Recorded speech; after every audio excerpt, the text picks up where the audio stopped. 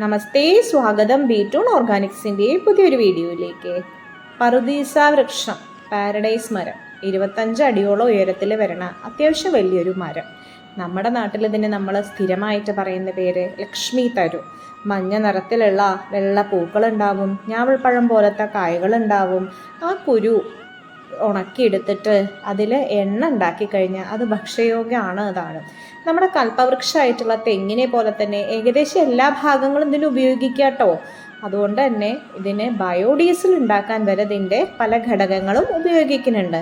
പനി, ഛർദി, ജലദോഷം ഇതൊക്കെ ഇതിന് ഉപയോഗിക്കുന്നുണ്ട്. പിന്നെ പോരാത്തതിന് ഇതിനുള്ള ഒരു പ്രധാന ഗുണം എന്താ വെച്ചാൽ ആഗോളതാപനം കുറയ്ക്കാനുള്ളൊരു കഴിവുണ്ട് എന്ന് തെളിയിക്കപ്പെട്ടിട്ടുള്ളതാണ് കേട്ടോ.